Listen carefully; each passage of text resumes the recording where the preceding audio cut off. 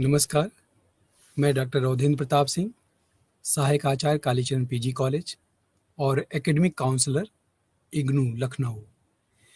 प्रिय विद्यार्थियों, जैसा कि पिछले व्याख्यान में हम लोगों ने बात की थी कि किस प्रकार से BHDLA 138 के अंतर्गत आपका जो पाठ्यक्रम है वो विविध विधाएं, हिंदी साहित्य और विविध विधाओं के रूप में जाना जाता है।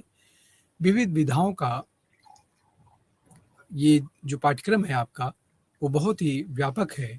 इसके अंतर्गत सबसे पहले ये प्रयास किया गया है कि साहित्य से संबंधित जितनी विधाएं हैं उनसे हमारे विद्यार्थी परिचित हो सकें। उदाहरण के तौर पर कि हमने देखा कि मुंशी प्रेमचंद जी की पूष की रात कहानी को आपके पाठ्यक्रम में रखा गया है। पिछले व्याख्यान में हमने पूष की रात कहानी का जो कथा वस्तु है उस पर चर्चा की थी। कहानी की पृष्ठभूमि के साथ साथ किस प्रकार कहानी मानवीय संवेदनाओं को झकझोरने में समर्थ होती है, कितनी मौलिक रूप में वो कहानी हमारे सामने प्रकट होती है, साथ ही साथ वो किस तरह एक कालजयी रचना के रूप में अभी भी हमारे लिए उतनी ही महत्वपूर्ण कहानी के रूप में देखी जाती है। इसी क्रम में व्यंग हुआ, निबंध, आत्मकथा इत्यादि विधाओं को कुल 6 इकाइयों के अंतर्गत व्यवस्थित किया गया है। हिंदी साहित्य और विविध विधाएं पाठ्यक्रम को मुख्यतः 12 इकाइयों में व्यवस्थित किया गया है, जिनमें पहले व्याख्यान में हमने बात की थी कि हिंदी साहित्य में जो कहानी का प्रारंभ है, मुंशी प्रेमचंद के पूर्व कहानी की स्थिति क्या थी और मुंशी प्रेमचंद युगीन कहानी में मुंशी प्रेमचंद जी की कहानी पूस की रात का क्या स्थान है, पूस की रात कहानी हमारे लिए इतनी महत्व क्यों रखती है, इत्यादि बिंदुओं पर हमने बात की थी। आज के इस व्याख्यान में हमारा मुख्य विषय रहेगा व्यंग्य। व्यंग्य लेखन के क्षेत्र में हम सभी जाने माने नाम से परिचित हैं हरिशंकर परसाई जी। हरिशंकर परसाई जी की रचनाओं में हम व्यंग्य का एक ऐसा रूप देखते हैं जो इसके पूर्व हमें हिंदी साहित्य में नहीं दृष्टिगत होता है। व्यंग्यकार हरिशंकर परसाई जी, उनका जीवन पर यदि हम दृष्टिपात करें तो शायद उनके व्यंग्य को समझने में हमें आसानी होगी, काफ़ी सहूलियत होगी। 22 अगस्त 1924 ईस्वी को उनका जन्म हुआ था मध्य प्रदेश के होशंगाबाद में, और वहाँ के ज़मानी नामक गांव में जीवन यापन करते हुए उन्होंने आगे की जो पढ़ाई थी वो बड़े मुश्किल से उन्होंने पूरी की। पिताजी का आकस्मिक निधन होता है, असाध्य बीमारी के चलते वो उनके निधन होने के बाद वो काफ़ी आर्थिक संकट से गुजरते हैं। जीवन को बहुत निकट से देखने का उन्हें मौका मिलता है। जीवन की विषमताओं से वो दो चार होते हैं और छोटी-छोटी आर्थिक समस्याओं से किस प्रकार वो परेशान होते हैं, किस प्रकार उनसे जूझते हैं, उनका समाधान करने की कोशिश करते हैं। इन सब बातों का उनके जीवन पर, उनके विचारों पर बहुत प्रभाव पड़ता है। पारिवारिक जिम्मेदारियाँ उनको बचपन से ही निभाने का दायित्व मिल जाता है और इसी क्रम में उन्होंने नागपुर विश्वविद्यालय में MA में एडमिशन लिया और वहाँ से शिक्षण में डिप्लोमा किया। फिर उन्होंने जंगल विभाग में नौकरी की और नौकरी के साथ साथ उनका जो लेखन कार्य था, अध्यापन कार्य था, वो भी चल रहा था।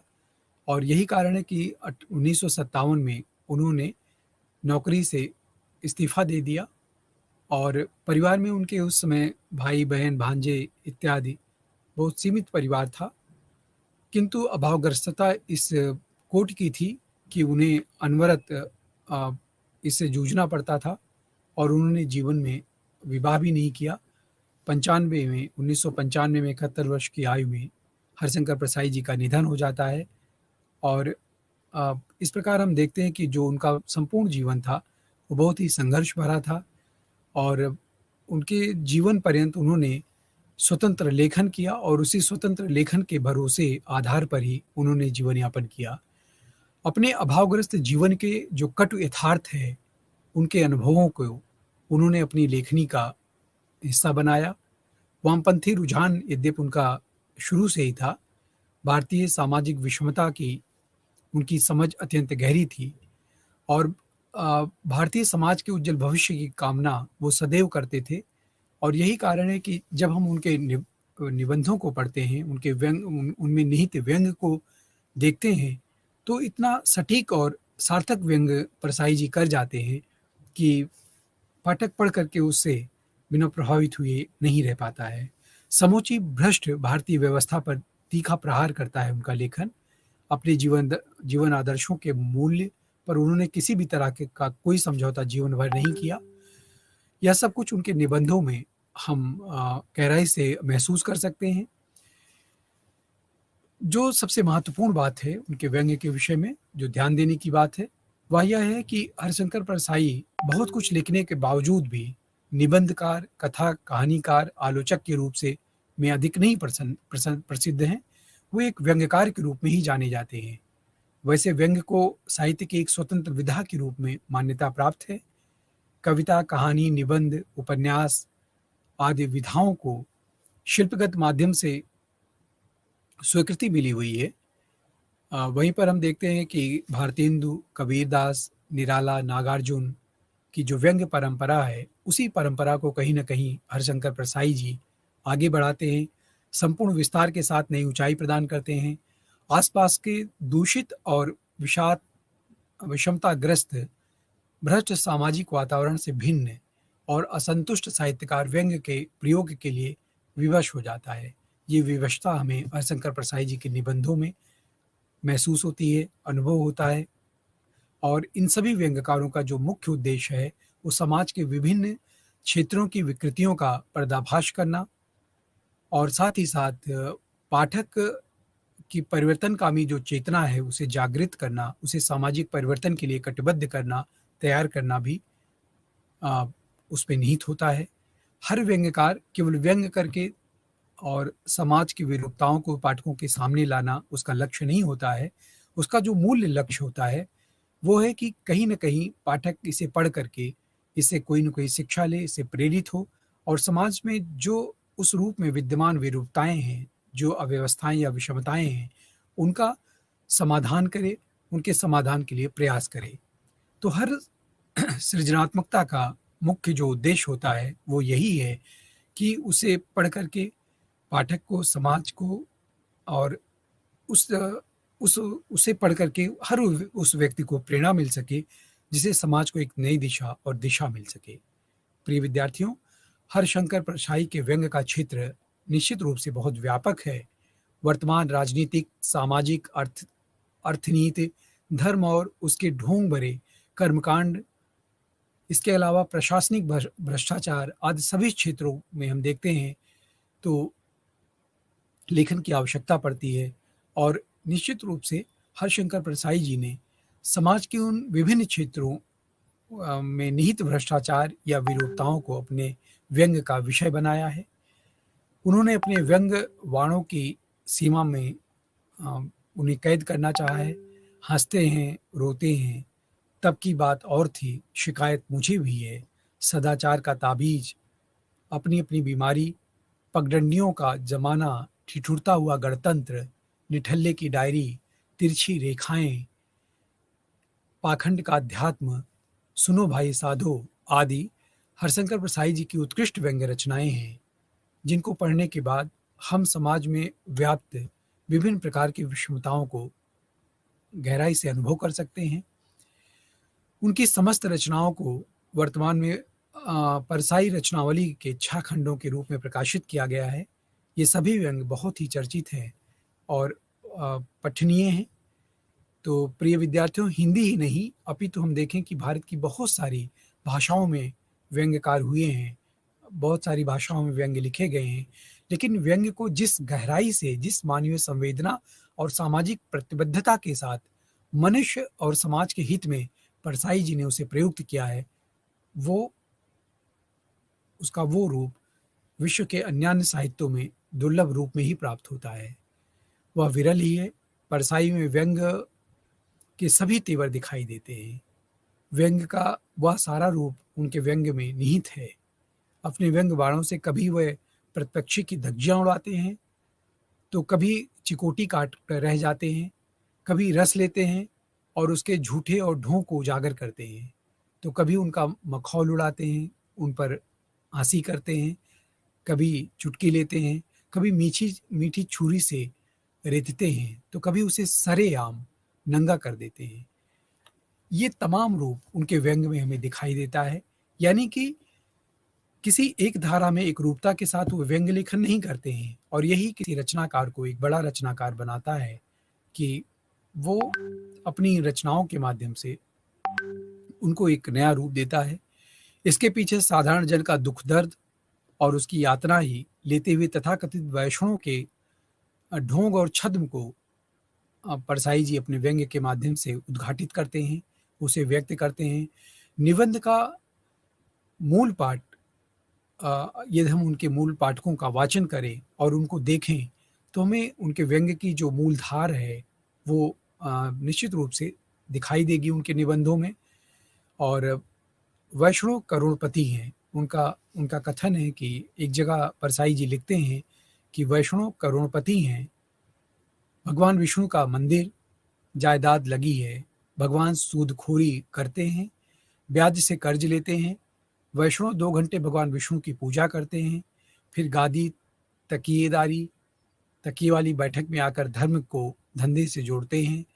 धर्म धंधे से जुड़ जाए, इसी को योग कहते हैं। अब देखिए, धर्म धंधे से जुड़ जाए, इसी को योग कहते हैं। कितना सरल शब्दों में उन्होंने कितना बड़ा व्यंग्य किया है कि वो सीधे जो पाठक है उसके ज़हन में उतर जाता है उनका ये कथन कि धर्म धंधे से जुड़ गया है, और जुड़ने के बाद वो ऐसे लगता है कि इसी को योग कहते हैं। और योग को उन्होंने किस तरह से ध्वन व्यंजनात्मक रूप में व्यक्त किया है, यह देखने वाली बात है। कर्ज लेने वाले आते हैं, विष्णु भगवान के वे मुनीम हो जाते हैं, कर्ज लेने वाले से दस्तावेज लिखवाते हैं। दस्तावेज लिख दी रामलाल वल्द श्यामलाल ने भगवान विष्णु वल्द नामालूम को ऐसा जो कहा, इत्यादि कहने की जो शैली है परसाई जी की, वो बड़ी अद्वितीय है, बड़ी अनुपम है। वैष्णव बहुत दिनों से विष्णु के पिता नाम की तलाश में हैं, पर वह मिल नहीं रहा है। मिल जाए तो वल्दियत ठीक हो जाए। तो इस प्रकार हम देखते हैं कि उनके जो निबंधों में एक व्यंग्य की जो धार है बहुत पैनी है, और जिसका प्रभाव इतना अधिक है कि पाठक उसको किसी कहानी की तरह दिलचस्पी लेकर के पढ़ता है। और यही एक व्यंग्यकार की सबसे बड़ी सफलता है कि जब उसके व्यंग्य को पढ़ते हुए पाठक बोझिल नहीं महसूस करता है, अपितु वो कहानी या उपन्यास की भांति उसे आद्योपांत पढ़ने के लिए बाध्य हो जाता है, और वो पूरा एक ही बार, 2 ही बार में उसे पढ़ लेता है। वैष्णव के नंबर 2 का बहुत पैसा हो गया है, कई एजेंसियां ले रखी हैं, स्टॉकिस्ट हैं, जब चाहे माल दबाकर ब्लैक करने लग जाते हैं, मगर 2 घंटे विष्णु पूजा में कभी नागा नहीं करते। यानी कि अब यहाँ पर परसाई जी व्यंग्य के माध्यम से धर्म के नाम पर जो तमाम तरह का कर्मकांड और तमाम तरह का दिखावा किया जाता है, उसको कितना बारीकी से वो उधेड़ते हैं, कितना बारीकी से उसे उजागर करते हैं, यह देखने की बात है। वे लिखते हैं कि सब प्रभु की कृपा से हो रहा है। उनके प्रभु भी शायद 2 नंबरी हैं, 1 नंबरी होते तो ऐसा नहीं करने देते। वैष्णव सोचता है, अपार नंबर 2 का पैसा इकट्ठा हो गया है, इसका क्या किया जाए? बढ़ता ही जाता है, प्रभु की लीला है, वही आदेश देंगे कि क्या किया जाए। वैष्णव एक दिन प्रभु की पूजा के बाद हाथ जोड़कर प्रार्थना करने लगा, प्रभु आपके ही आशीर्वाद से मेरे पास इतना सारा धन 2 नंबर का इकट्ठा हुआ है, अब मैं इसका क्या करूं? आप ही रास्ता बताइए, मैं इसका क्या करूं? प्रभु कष्ट हरो सबका। तभी वैष्णव की शुद्ध आत्मा से आवाज आती है, अधम माया जोड़ी है, तो माया के उपयोग भी सीख, तू एक बड़ा होटल खोल, आजकल होटल बहुत चल रहे हैं। प्रभु ने वैष्णव ने प्रभु का आदेश मानकर एक विशाल होटल बनवा लिया, बहुत सारे कमरे, बहुत अच्छे अच्छे बड़े बड़े खूबसूरत कमरे बनवाए, नीचे लॉन्ड्री बनवाई, नाई की दुकान उसमें शिफ्ट कर दी, टैक्सियां उसके लिए लगवा दी, बाहर बढ़िया लॉन, ऊपर टेरेस गार्डन।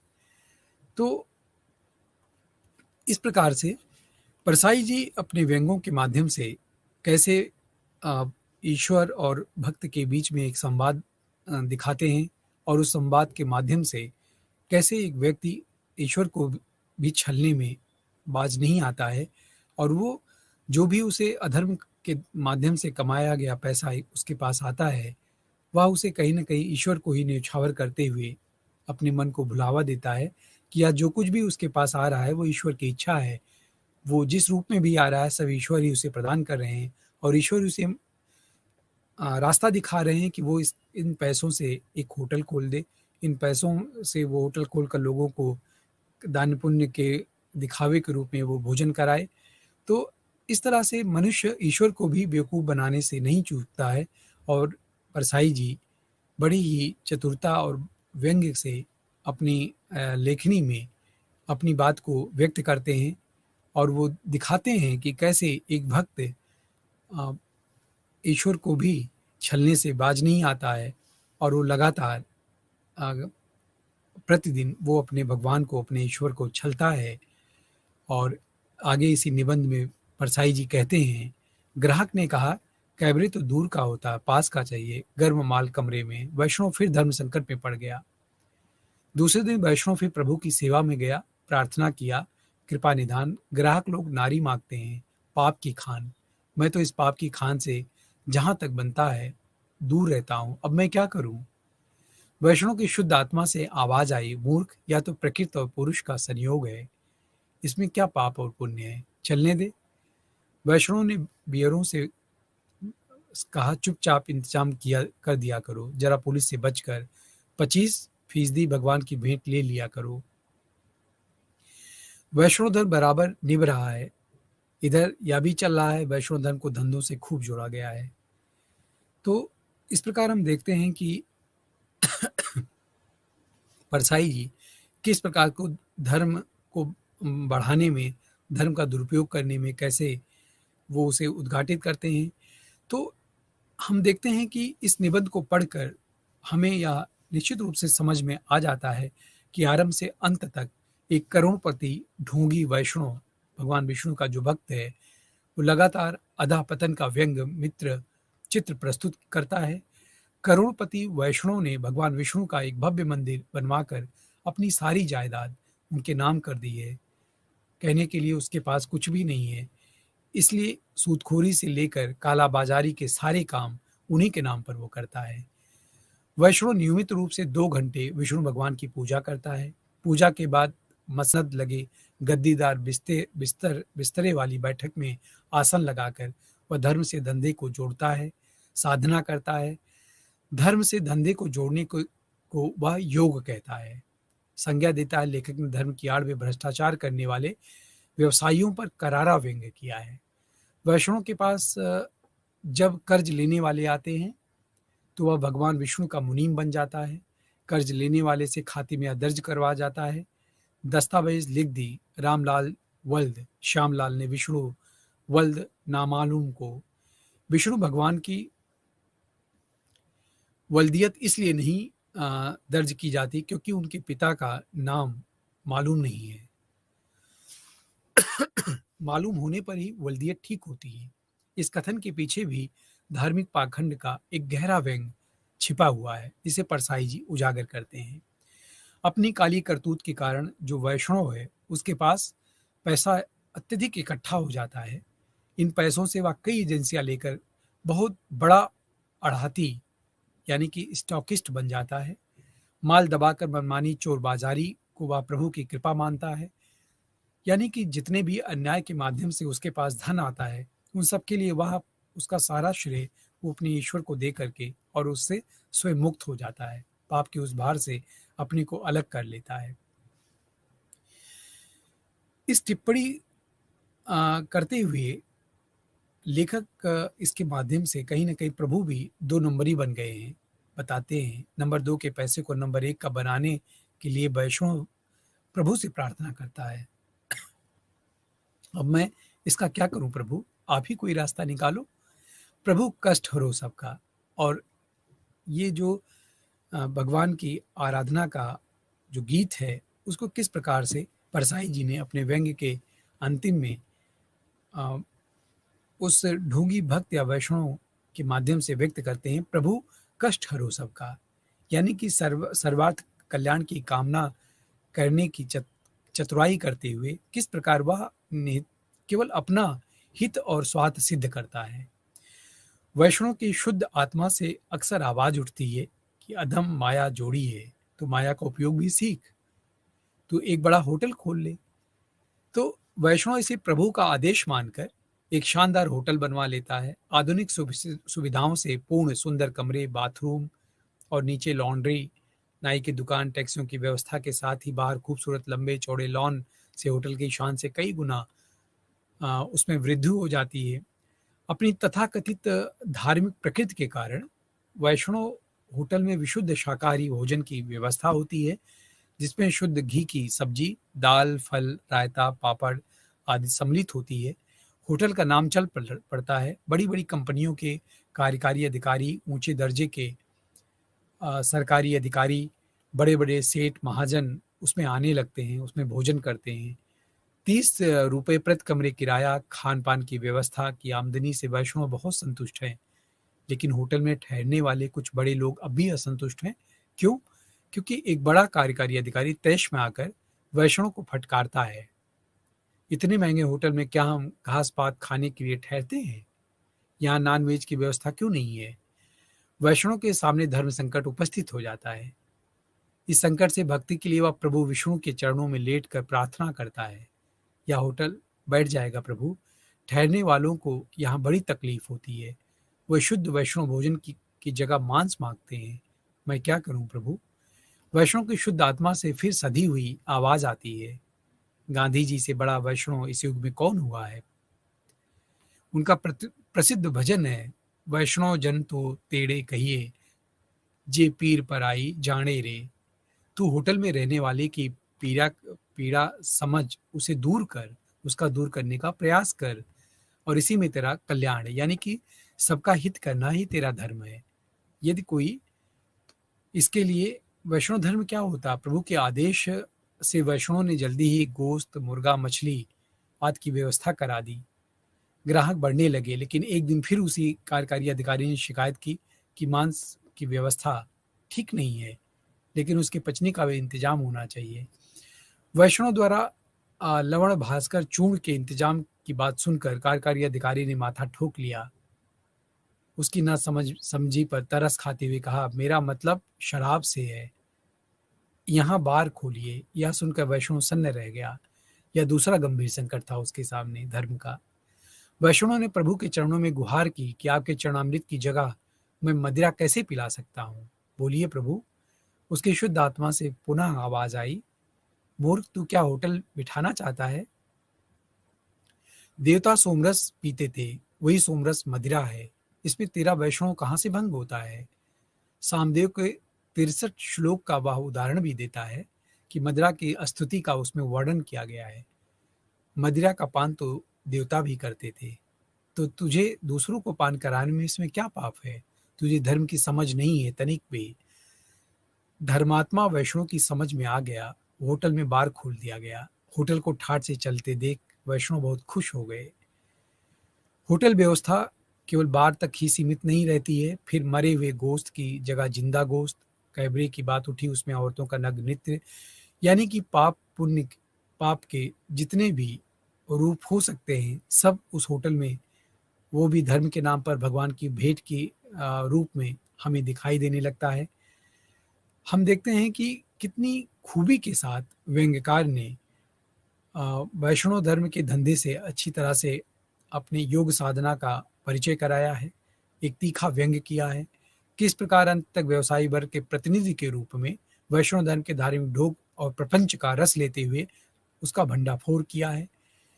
तो परसाई जी के व्यंग्यों की खास बात यही है कि वो बड़ी ही चतुराई से, बड़ी ही सरल और शुद्ध सरल भाषा में वो अपने व्यंग्य को आ, आ, व्यक्त करते हैं और पाठक को उनके व्यंग्य झकझोर देते हैं।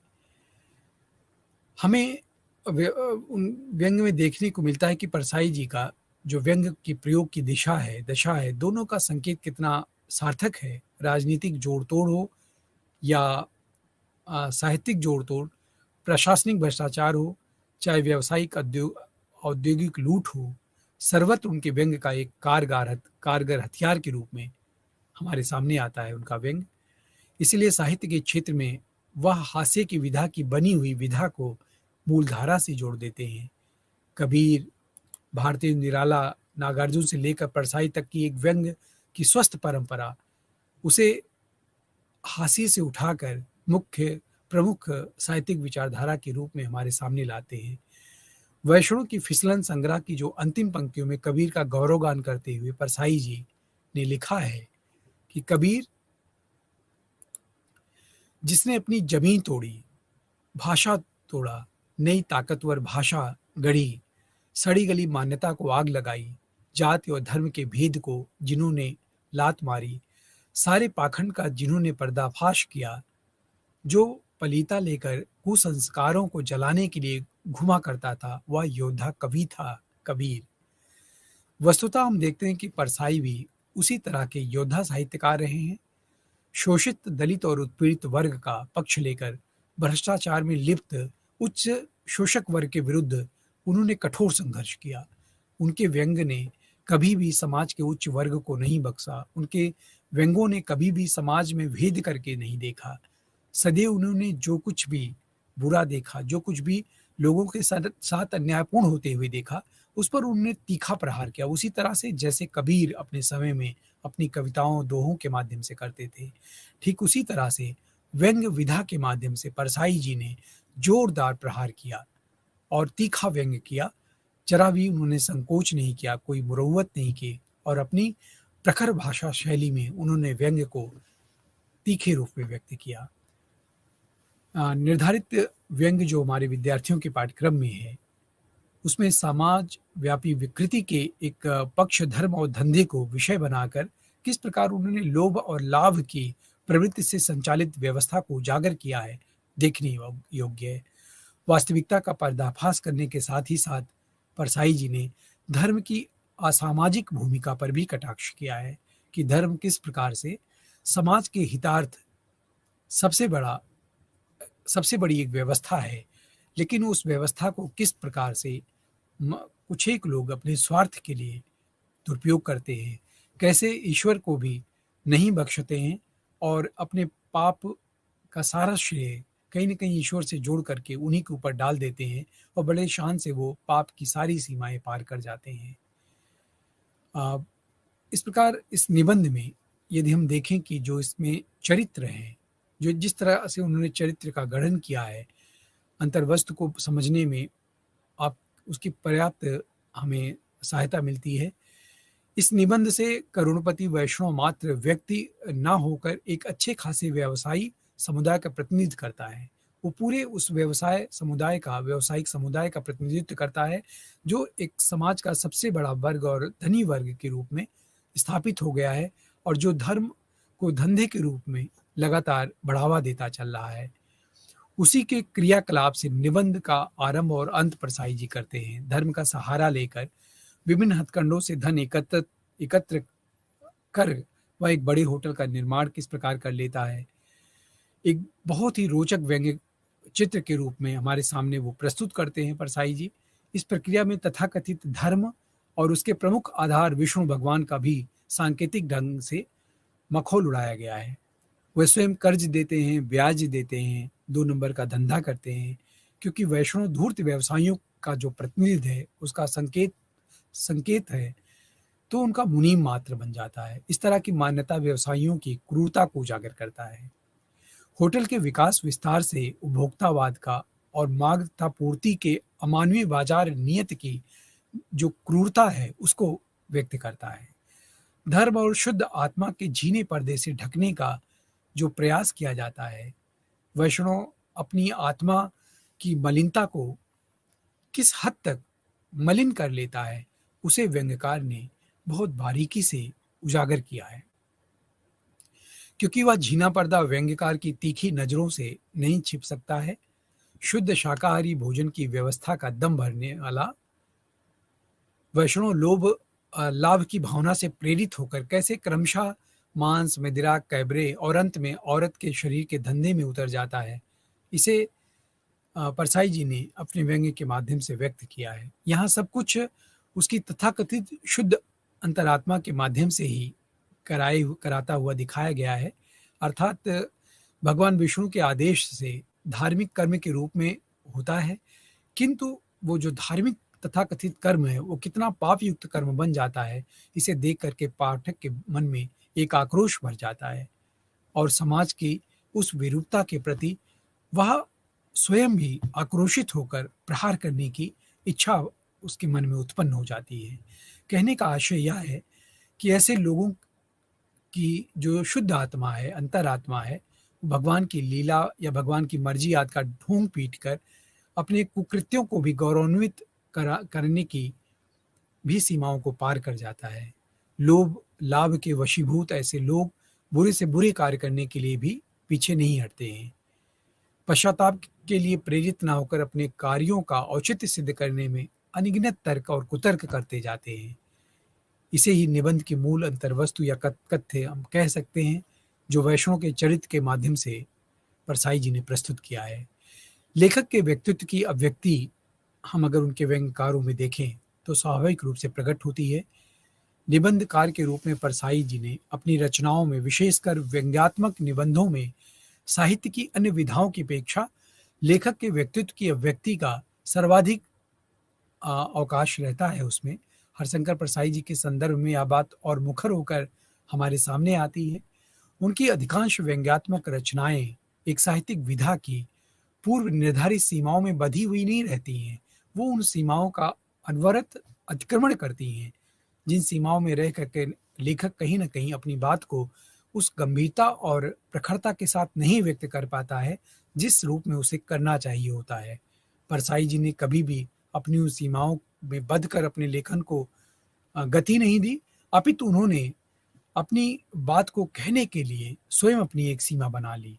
अपने व्यंग्य की रचनाओं में हम देखते हैं कि उनके निबंध से कहानी की सीमा में उनके निबंध पहुंच जाते हैं। मतलब पाठकों को उनके निबंधों को, व्यंग्य निबंधों को पढ़ते हुए भी ऐसा लगेगा कि वह किसी एक कहानी को इन निबंधों के माध्यम से व्यक्त कर रहे हैं। तो कभी उन्होंने राजनीतिक, सामाजिक, सांस्कृतिक, धार्मिक और प्रशासनिक टिप्पणी का आभास कराने का भी वो प्रयास करते हैं अपने निबंधों में, और हमें बाखूबी इन विविध चित्रों से भी उनके निबंधों की अभिव्यक्ति की वही व्यंग्यात्मक शैली हमें दिखाई देती है। फलस्वरूप किसी भी चुने हुए विषय पर वो विषय का परिचय, विषय की व्याख्या या उसका तथ्यात्मक लेखा जोखा न दे करके व्यंग्य के सहारे अपनी आलोचनात्मक दृष्टि का ही अधिक विस्तार करते हैं। ये परसाई जी के व्यंग्यों की एक विशेष विशेषता है कि वे विषय का परिचय देने में या उसको अधिक समझाने में अपना समय जाया नहीं करते हैं, अपने शब्द निरर्थक प्रयोग नहीं करते हैं, अपितु वो सीधे अपनी विषय पर आ जाते हैं और उन्हें समाज में जहाँ चोट पहुँचाकर, जहाँ उसका परिवर्तन करने की इच्छा उनके भीतर अदम्य रूप में विद्यमान रहती है, वो सीधे अपने उस विषय पर प्रहार करते हैं अपने व्यंग्यों के माध्यम से।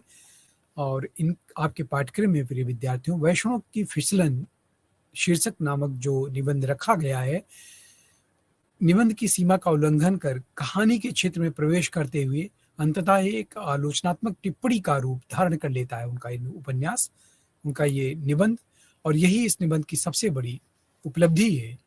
इसी प्रकार भोला राम का जीव प्रशासनिक भ्रष्टाचार पर टिप्पणी भी बन जाती है।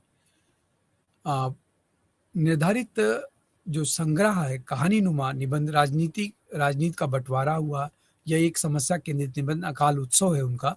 रामचरितमानस की 4वीं शती मनाए जाने के अवसर पर कभी समारोह क्यों नहीं शीर्षक लेख आदि बहुत सी रचनाएं अपनी विधागत रचनाएं छोड़कर एक नई विधा का आभास पाठकों को कराती है।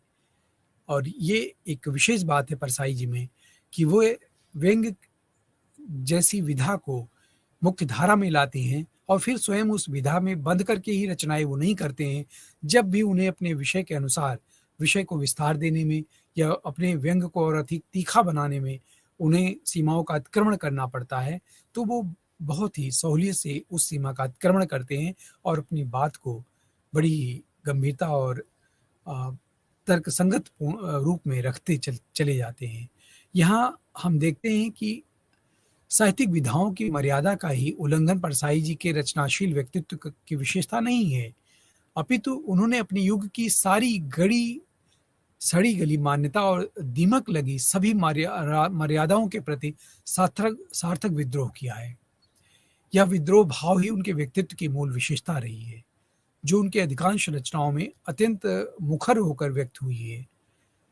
पाठ्यक्रम में निर्धारित निबंध वैष्णव की फिसलन भी प्रिय विद्यार्थियों तथ्य का इस बात का प्रमाण है कि वह केवल वैष्णव की फिसलन जैसे निबंध का शीर्षक दे करके और केवल धर्म और समाज की उस विरूपता को व्यक्त नहीं करते हैं, बल्कि इन सीमाओं से कहीं परे जा करके वो अपनी बात को पूरी मजबूती के साथ रखते हैं और इस अपेक्षा के साथ रखते हैं कि इसे पाठक पढ़ करके समाज का हर वो वंचित वर्ग व्यक्ति तक ये बात पहुंचेगी और उसे एक दिशा मिलेगी और इन समस्याओं का समाधान भी उनके माध्यम से होगा। विष्णु भगवान को सूदखोर कहना या कालाबाजारी या नंबर 2 का धंधा करने वालों वाला बताना विरले लोगों का ही काम हो सकता है और ये काम परसाई जी ने बाखूबी किया है। किसी भी स्थिति में अन्याय और कुरीतियों से समझौता न करना परसाई जी के अखंड व्यक्तित्व और उनकी रचनाओं की कालजयता को उजागर करता है। उनकी लड़ाई जीवन के प्रत्येक क्षेत्र में व्यवस्था मूल्यों की रक्षा के लिए रहा है और इन व्यवस्था परक मूल्यों की रक्षा वो जीवन पर्यंत अपने लेखन के माध्यम से करने का प्रयास करते हैं। इस प्रक्रिया में वो जीवन के सभी क्षेत्रों में व्यापक लोक विरोधी तत्वों पर गिन गिन कर प्रहार करते हैं। उनको एक एक करके पाठकों के सामने लाते हैं, समाज के सामने लाते हैं और उन पर तीखा व्यंग अनवरत करते रहते हैं। इस प्रकार वो भारत की बहुसंख्यक बदहाल जनता के पक्ष में संघर्ष करने वाले अप्रतिम योद्धा सिद्ध होते हैं। अप्रतिम व्यंग्यकार लेखक के रूप में हमारे सामने आते हैं। ये उनके व्यक्तित्व और उनके कृतित्व को उजागर करने में एक समर्थ व्यंग्य निबंध है, जिसे आपके पाठ्यक्रम में प्रिय विद्यार्थियों रखा गया है। तो परसाई जी का जो निबंध है, निबंध लिखने की जो शैली है और जो उसकी अपनी मौलिकता है, वह पूर्व के अन्य व्यंग्यकारों से बहुत अलग है, बहुत मौलिक है और यही मौलिकता उनको एक विशिष्ट स्थान व्यंग्यकारों के क्षेत्र में पहुंचाती है, उनको निर्धारित करती है, बनाती है। यदि हम उनके निबंधों में जो रचना शिल्पता है उस पर प्रकाश डालें, तो हम देखते हैं कि उनके निबंधों को पढ़ते हुए या उनकी बहुत सारी विशेषताओं की जानकारी करने के बाद हमें उनकी जो रचना पद्धति है या प्रकृति में एक नयापन जो उनके निबंधों में दिखाई देता है, वो दृष्टिगत होता है।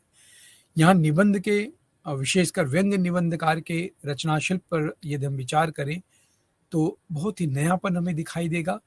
नएपन की ओर उनके निबंध हमें संकेत देते हुए दिखाई देते हैं। निबंध के शाब्दिक अर्थ का संबंध है, वह एक बधी हुई अत्यंत सुगठित रचना का संकेतक है। निह विशेष यानी बधा हुआ, बधी हुई एक व्यवस्था अर्थात विशेष रूप से बधी हुई सुगठित रचना को हम निबंध कहते हैं। लेकिन निबंध रचना की जो निर्धारित सीमा है उसका त्याग करके परसाई जी इसे कहानी के क्षेत्र में प्रवेश करा ले जाते हैं और ये एक व्यंग्यकार के रूप में उनकी बहुत बड़ी उपलब्धि होती है। वैष्णव की फिसलन में चरित्र विधान और संवाद योजना के कारण कहानी का गुण इस निबंध में स्वाभाविक रूप से आ गया है।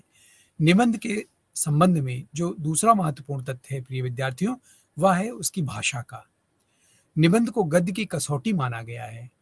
निबंधकार विषय के विवेचन और विश्लेषण के में पूर्ण स्वतंत्रता लेता है, पूर्ण स्वतंत्रता की छूट ले सकता है, लेकिन इस निबंध के आरंभ में ही हम देखते हैं कि खंडित और अधूरे वाक्यों, कर्ता और क्रिया संबंधी नियमों की अवहेलना करते हुए भाषा संबंधी सभी सीमा को परसाई जी ने तोड़ दिया है।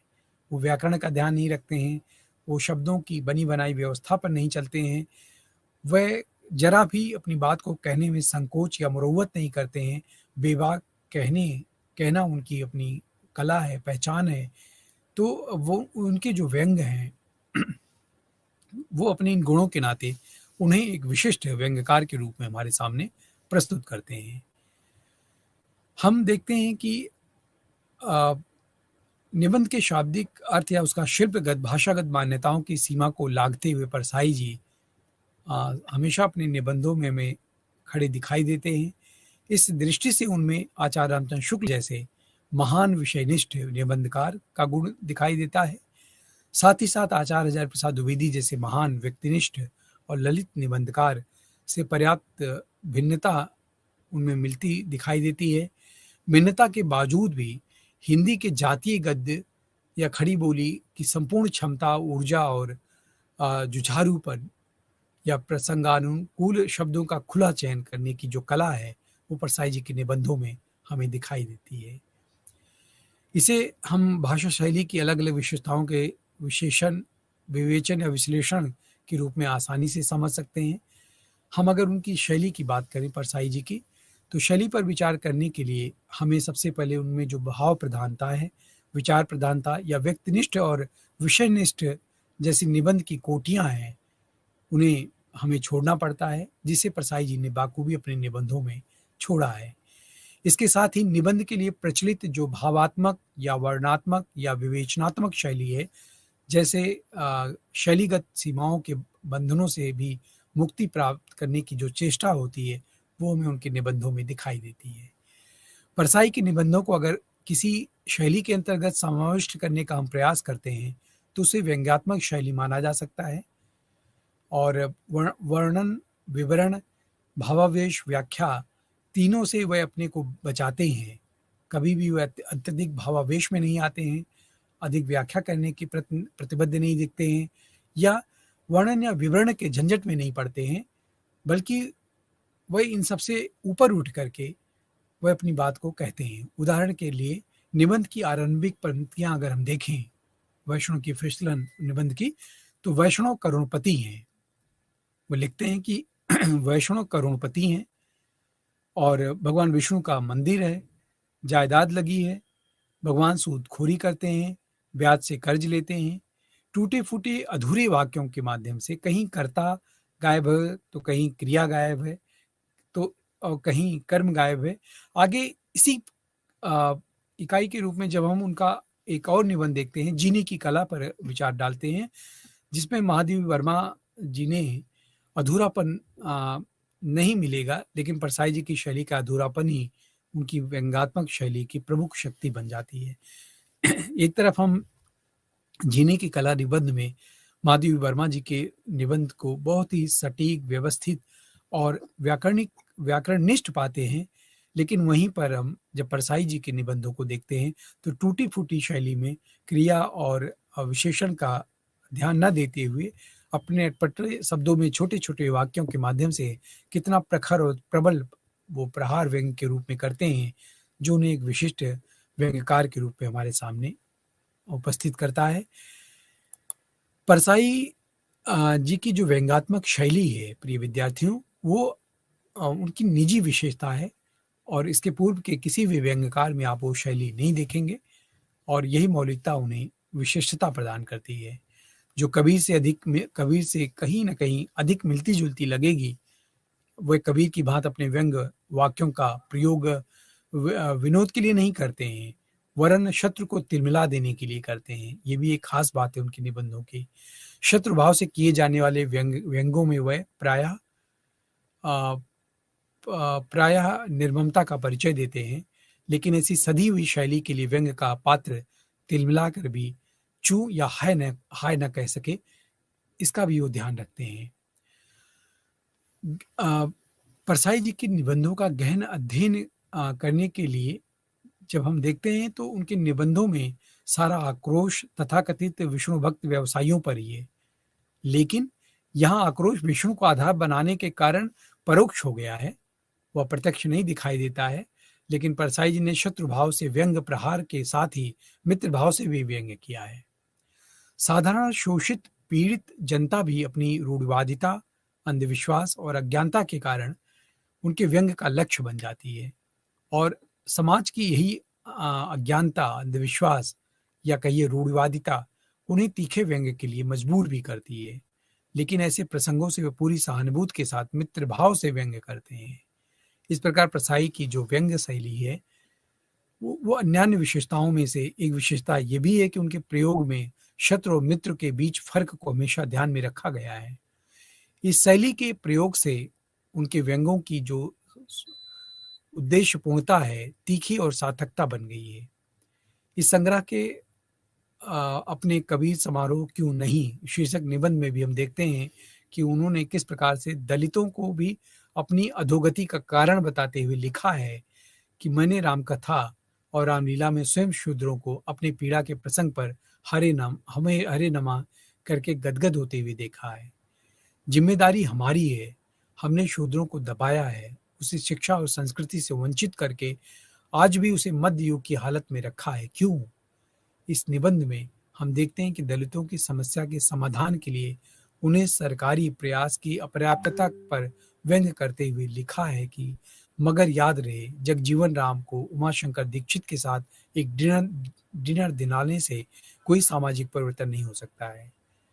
वैष्णव की फिसलन निबंध में वही व्यवसायियों के काले कारनामों को उजागर करते हैं और गांधी के साथ ही सोमरस या सामवेद, श्री कृष्ण लीला, प्रकृत पुरुषादि से आदि के पौराणिक प्रसंगों के अवसरवादी प्रयोग की सीमाओं को रेखांकित करते हैं। इस प्रकार व्यंग्य प्रसंगों के लिए वे प्रत्यक्ष और परोक्ष दोनों ही पद्धतियों का सहारा लेते हैं। ये नहीं है कि किसी एक बधी हुई परिपाटी के माध्यम से वो अपने व्यंग्य को करके आगे निकल जाते हों, अपितु अपनी बात को कहने के लिए उन्हें जो भी रास्ता चयन करना पड़ता है, उस रास्ते का वो चयन करते हैं और अपनी बात को बड़ी बेबाकी के साथ व्यक्त करते हैं। ये उनकी एक अद्वितीय शैली है परसाई जी की। इस प्रकार हम देखते हैं कि परसाई जी द्वारा जो प्रयुक्त व्यंग्य है, उसके जो प्रमुख तेवर हैं, वो बहुत ही विचारणीय हैं।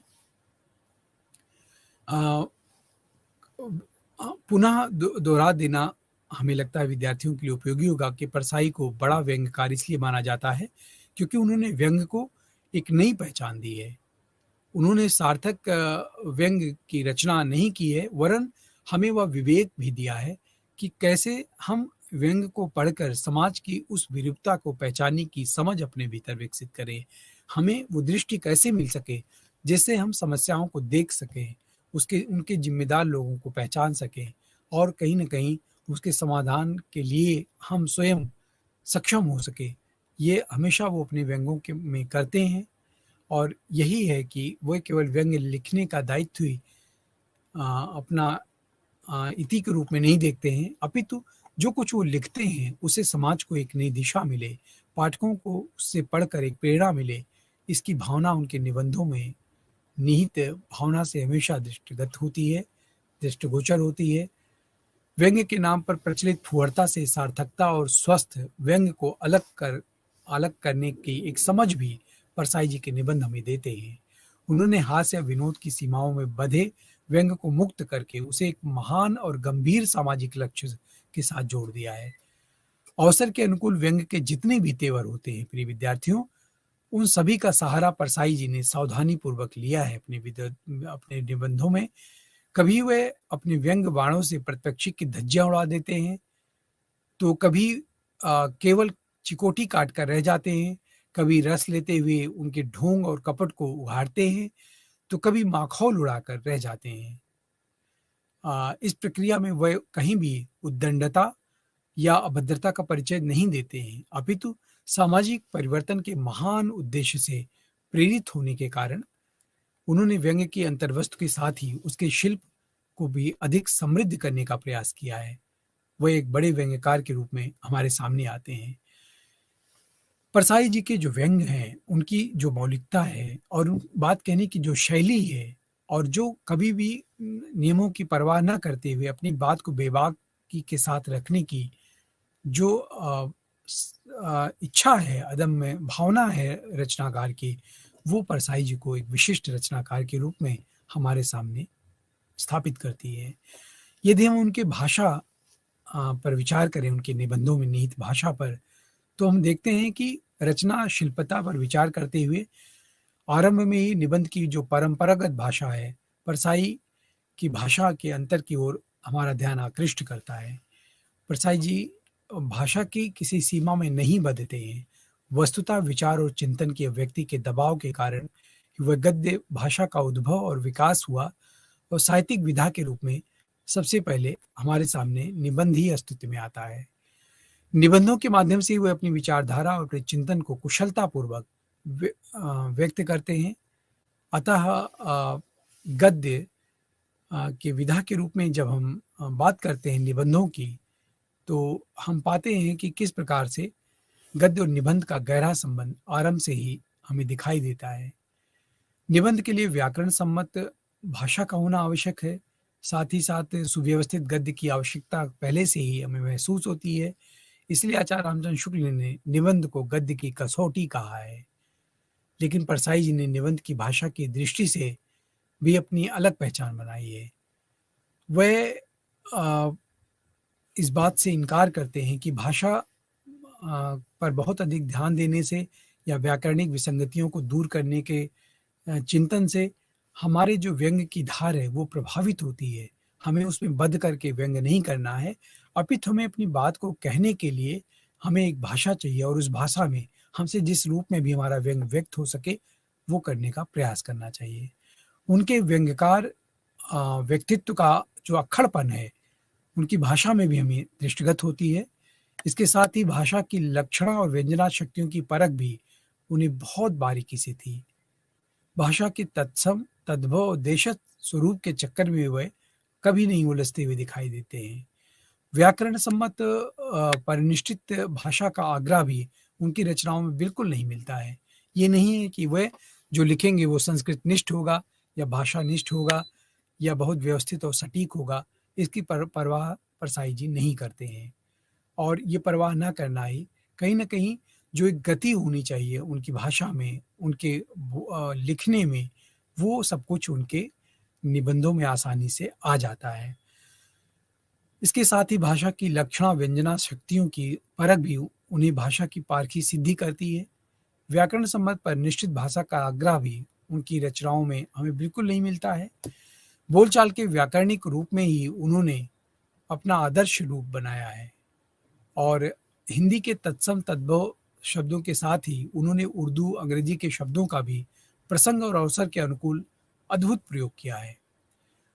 जो प्रस्तुत निबंध है आपका प्रिय विद्यार्थियों, अगर हम इस विषय में देखें तो विषय के दबाव के कारण वह सूदखोरी, कर्ज, वल्दियत, मुनीम जैसे उर्दू शब्दों के साथ black, bathroom, laundering, lawn, terrace, garden, मुनीम जैसे उर्दू शब्दों के साथ एग्जीक्यूटिव अफसर, नॉनवेज और स्टॉकिस्ट, बार, कैमरे, बेरा आदि अंग्रेजी शब्दों का प्रयोग करते हैं। साथ ही साथ वैष्णव, आशीर्वाद, धर्म संकट, शाकाहार, धर्मात्मा, नतमस्तक, साष्टांग, शुद्ध आत्मा, सोमरस, कृष्णावतार, चीर हरण आदि संस्कृतनिष्ठ शब्दों का खुलकर वह प्रयोग करते हैं। तो ऐसे शब्दों के प्रयोग से निबंधकार की जो व्यापक दृष्टिकोण है उससे हम परिचित होते हैं। लेकिन इस निबंध की भाषा की जो वास्तविक क्षमता है वह नेतार्थों, विपरीत लक्षण, सांकेतिकता आदि द्वारा प्रकट हुई है। इन्हीं के माध्यम से व्यंग्यकार ने अपने लक्ष्य को कुशलतापूर्वक ध्वनित कराया है। इसे विभिन्न उदाहरणों के माध्यम से हम आसानी से समझ सकते हैं। एक उदाहरण देखते हैं परसाई जी के निबंधों का ही, जिसमें वे इस बात को व्यक्त करते हैं कि कैसे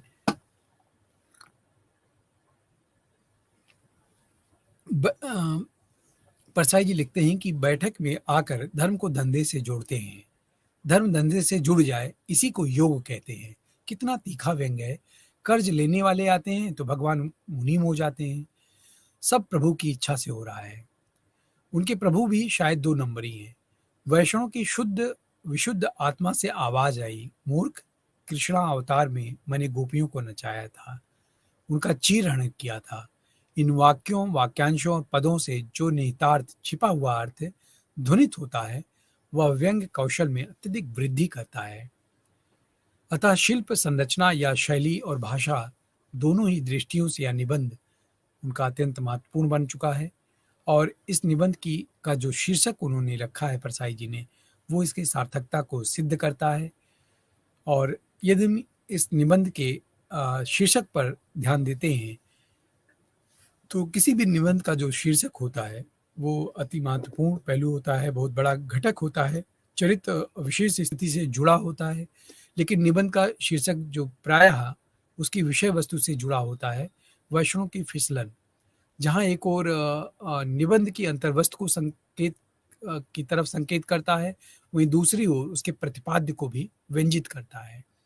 इसमें प्रयुक्त फिसलन शब्द लगातार वैष्णव धर्म के नष्ट होने की या फिसलने की ओर इशारा करता है, एक-एक सीढ़ी नीचे गिरते जाने की ओर संकेत करता है, निरंतर पतित होते जाने का भाव लिए हुए होता है।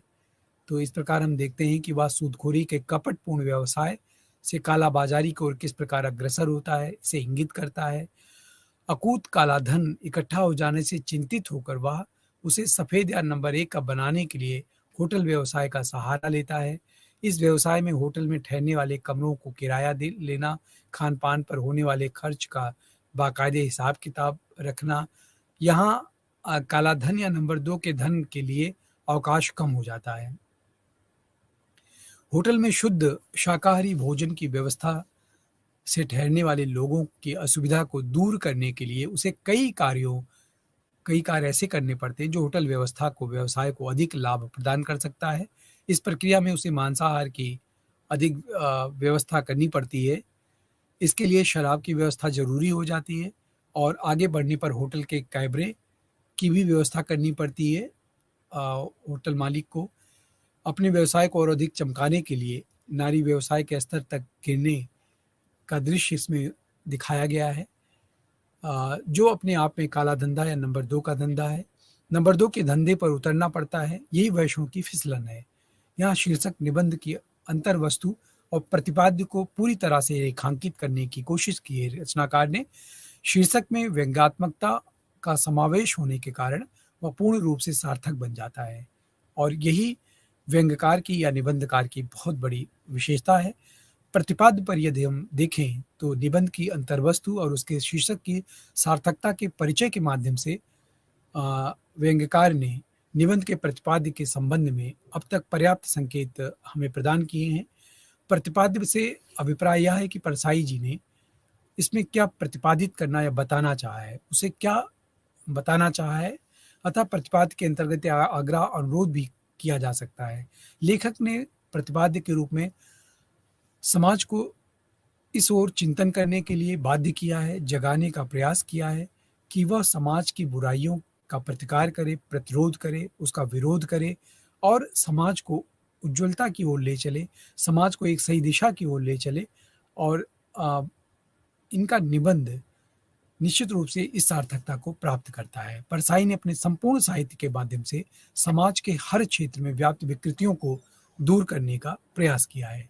ये परसाई जी के निबंधों की एक खास बात है, एक प्रमुख विशेषता है और इनके निबंधों में लक्ष्य व्यवसायों में पनपने वाले भ्रष्टाचार के विरुद्ध संघर्ष का अनवरत आह्वान किया गया है। धर्म की आड़ में होने वाले भ्रष्टाचार में व्याप्त समाज के प्रति वो घातक है, इस ओर संकेत किया गया है। वास्तविकता का उद्घाटन समस्या के समाधान का एक महत्वपूर्ण पक्ष है, एक महत्वपूर्ण चरण है। इस वास्तविकता का उद्घाटन करने का प्रयास व्यंग्यकार ने किया है। धर्म या भक्ति भावना अपने आप में कोई अच्छी या बुरी चीज़ नहीं होती है, उसकी अच्छाई और बुराई उसके सामाजिक व्यवहार पर निर्भर करता है। अतः जब धर्म सामाजिक भ्रष्टाचार के लिए ओट बन जाए, उसे बढ़ावा देने लगे तो वह निश्चय ही त्याज्य हो जाता है। व्यावसायिक भ्रष्टाचार के इस रूप को उन्होंने उद्घाटित किया है और व्यावसायिक भ्रष्टाचार के साथ ही धर्म विषयक जो संदेश दिया है लेखक ने, वह भी विचारणीय है। उसके माध्यम से निश्चित रूप से समाज को एक नई दिशा मिलेगी और इनके संपूर्ण व्यंग्य में वैष्णव की फिसलन के इस व्यंग्यात्मक निबंध में हम देखते हैं कि परसाई जी एक जिम्मेदार लेखक के रूप में हमारे सामने आते हैं और वो समाज में धर्म की आड़ में होने वाले विभिन्न तरह के पापात्मक गतिविधियों की ओर लगातार संकेत करते हैं और न केवल उनका संकेत करते हैं, बहुत बारीकी से उन पर तीखा प्रहार करते हैं और एक आक्रोश पाठक के सामने समाज के भीतर एक चिंतन करने की प्रवृत्ति उत्पन्न करते हैं, ताकि इस तरह की जो विकृतियां हमारे समाज में विद्यमान उनका समाधान हो सके और उनका उनका समाधान करने से ही समाज को एक नई दिशा मिल सकती है, समाज प्रगति की ओर अग्रसर हो सकता है। तो प्रसाई जी के निबंधों में हम देखते हैं कि समाज को एक दिशा देने का प्रयास लगातार किया जाता है। समाज की उन विषमताओं को दूर करने का प्रयास उन्होंने अपने निबंधों के माध्यम से किया है। तो प्रिय विद्यार्थियों, बीएचडीएलए 138 के इस पाठ्यक्रम में हमने देखा कि व्यंग्य विधा हिंदी साहित्य की एक उच्च कोटि की विधा है, जिसमें परसाई जी का एक विशिष्ट स्थान है। तो आज का व्याख्यान हम यहीं पर समाप्त करेंगे और इसी क्रम में हम आगे के अ, व्याख्यान में निबंध और आत्मकथा, डायरी इत्यादि विधाओं पर चर्चा करेंगे। तो इसी के साथ मैं अपनी वाणी को विराम देता हूँ। बहुत बहुत धन्यवाद। नमस्कार।